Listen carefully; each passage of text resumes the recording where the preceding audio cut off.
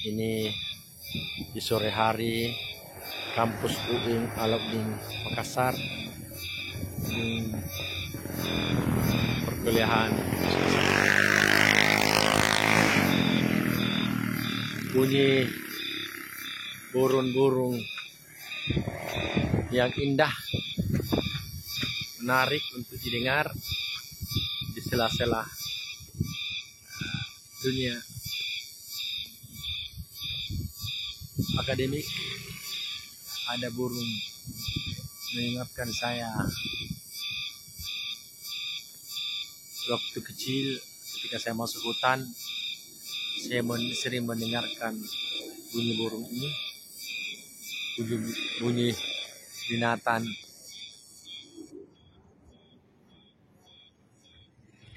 Memberi makna bahwa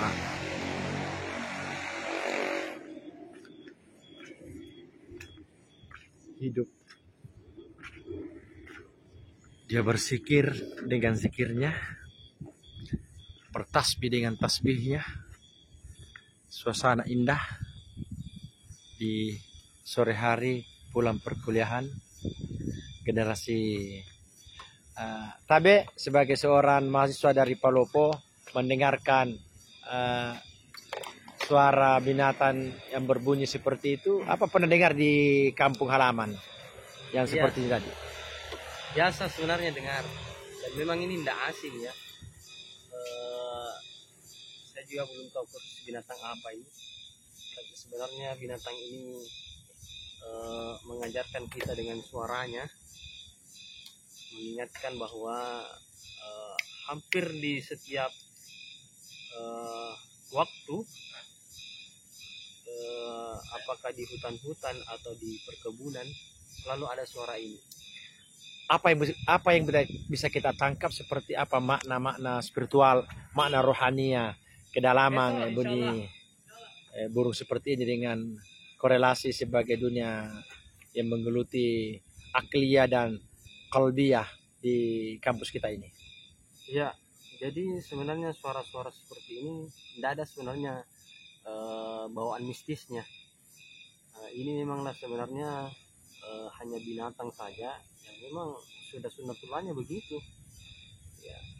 Secara rasional kita bisa melihat dengan adanya suara seperti ini, itu menggambarkan, bahkan sebenarnya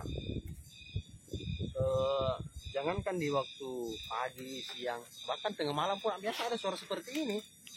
Iya. Nggak pernah tidur. Iya. Begitulah mungkin sifatnya manusia yang terus berpikir dan bekerja agar bagaimana membuat sebuah perubahan. Iya. Ini nilai-nilai yang bisa dimakna ya. Oke, juga ada saudara kita Pak Akram. Apa yang kita bisa tangkap, signal apa yang bisa dinarasikan terhadap suara-suara binatang atau makhluk yang bunyi seperti ini? Ya, jadi suara ini sangat khas dan sangat kental ya. Jadi khasnya itu karena sering kita jumpai di daerah-daerah pelosok. Ya. Begitupun di daerah saya. Jadi suara-suara yang seperti di mana daerah ini? Di Bulukumba, di Kajang. Tadi Pak Lopo, Riyadi, ini Bulukumba Akram ya. Ternyata suara seperti ini, suara binatang yang seperti ini juga ada di daerah-daerah perkotaan. Ya, itu dia ya. Saya pikir ya, dan saya tahunya bahwa suara-suara binatang yang seperti ini cuma ada di pedalaman, di pedesaan. Ya, ternyata tapi juga di kota ya. Sudah ada di kota. Saya memaknainya bahwa binatang yang seperti ini mempunyai makna. Ya. Kalau saya menganalisis dan sekaligus menangkap suara-suaranya, sebenarnya ucapan ataupun suara bisingan itu sebenarnya dia memanggil sang Khalik. Iya. Saya berpikirnya seperti itu, dengan seperti itu. Bisa jadi dia mengatakan Allah dan segala macam. Ini pandangan saya. Iya. Artinya bahwa jangan dipikirkan suara-suara yang seperti ini, suara-suara tentang kebaikan, suara-suara tentang menyebut asma Allah itu hanya diperuntukkan makhluk seperti manusia. Dan bisa jadi bahwa suara yang seperti itu merupakan suara bentuk kedekatan antara seorang makhluk yang dikatakan binatang dengan Tuhannya. Saya kira seperti itu. Iya. Luar biasa analisisnya. Pagi sore ini kita dapat pemaknaan bahwa bunyi burung itu bukan hanya di pedesaan, ternyata di perkotaan juga ada signal tertangkap bahwa boleh jadi interpretasi bebasnya tadi Pak Akram, boleh jadi dia menyebut Allah dalam bahasa dia ya. Ya, dengan bahasa. Dia bersikir atau bertasbih dalam bahasa dia.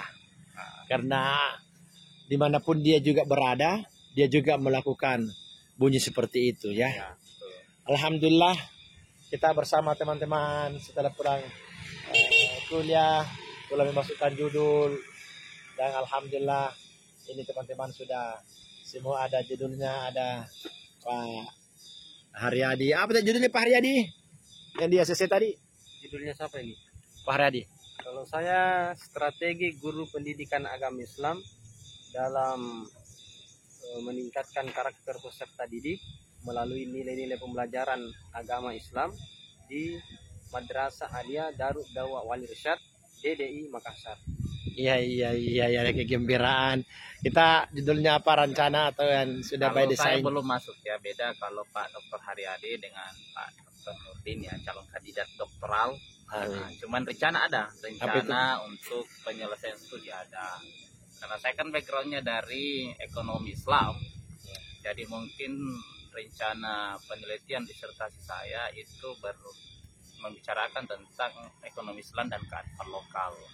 Yang di dalamnya bisa jadi bahwa saya membicarakan tentang hal-hal yang baru sekarang, walaupun dalam masyarakat adat itu di Bulukumba ada beberapa perilaku konsumen ya, dalam sisi ekonomi itu ada dibicarakan dan sering dibiasakan dan sering diacarakan oleh masyarakat adat. Contoh misalnya rencana yang akan saya analisis itu membicarakan tentang 100 hari kematian. Nama adatnya sana Dangang. Jadi bisa jadi bahwa ada sisi-sisi ekonomi di situ. Memang betul bahwa ketika kita membuat acara-acara, pastilah perilaku konsumtif itu tidak bisa dihindarkan. Kayak potong kerbau, itu kan membicarakan tentang ekonomi semua. Kemudian panggil untuk baca-baca dan segala macam. Nah, itu kita akan analisis secara mendalam dari mana ekonomi Islam menanggapi kegiatan-kegiatan ataupun tradisi-tradisi seperti itu. Saya kira itu, Pak. Wah, ya, mantap. Mudah-mudahan kita ketemu di ruang persidangan ujian nantinya. Amin. Ya Rabbal Alamin. Nanti kita akan kuliti lebih dalam lagi bagaimana ekonomi Islam memandang budaya yang ada di Kecamatan Kajang. Ikuti lebih lanjut lagi. Iya. Like and subscribe. Barakallah. Assalamualaikum warahmatullahi wabarakatuh. Salam dari NDS. Pilekana Todaka. Siap.